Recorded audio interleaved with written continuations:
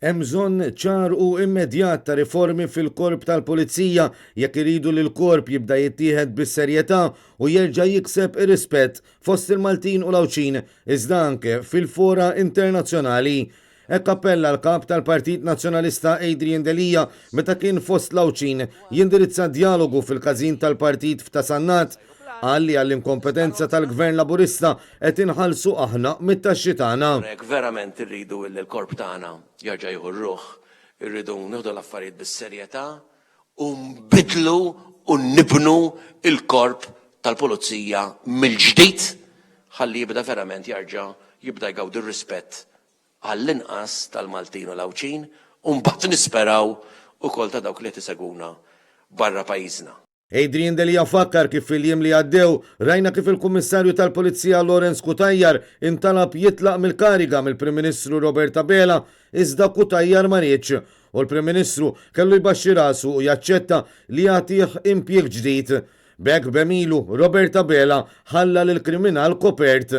Kien għalhekk li fil-jiem li għaddew il-Partit Nazzjonalista ppreżenta abbozz ta' liġi fil-Parlament biex il-Kummissarju l-ġdid tal-Pulizija jintgħażel u jitneħħa biqbil bejn żewġ terzi tal-Kamra.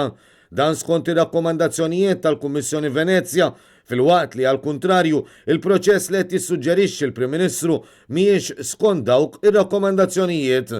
Il-kap tal-Partit Nazzjonalista qal li l-Partit Laburista ma jridx sistema li teqret il-korruzzjoni u s-sistema tal-pjaċiri, sinjal ċar ta' kemm lanqas ma jrid isaħħaħ is-sistema demokratika tal-pajjiż.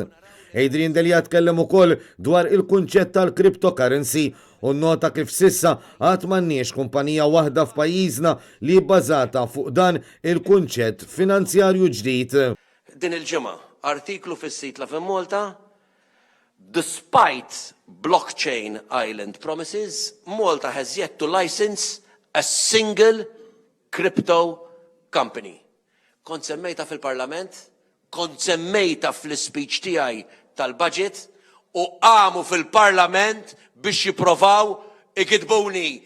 Imma l-darbohra kelli raġun jien memx kumpanija waħda reġistrata f'pajjiżna f'dawk li huma crypto companies. Dwar l-enerġija nadifa għal li pajjiżna lanqas irnexxielu jilħaq il-benchmark baxx li għażel hu stess dak ta' 10% f'dan il-qasam.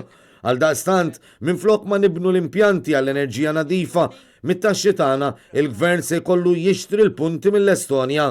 Il-kap tal-Partit Nazzjonalista staqsa x'sar minnhom il-flus li tal-Vitals Global Healthcare suppost tefgħu fil-Gżira Awċija. Dan minkejja li huma ħadu l-flus li kien qed itihom il-Gvern. U fil-waqt li qed jipprova jippreżenta lilu nnifsu bħala politiku nadif, Roberta Bela ma jridx li anke l-Partit Nazzjonalista ikollu lodda biex jaħdem fl-oppożizzjoni kif wieħed jippretendi f'pajjiż demokratiku kif suppost u tagħna. Spiċċat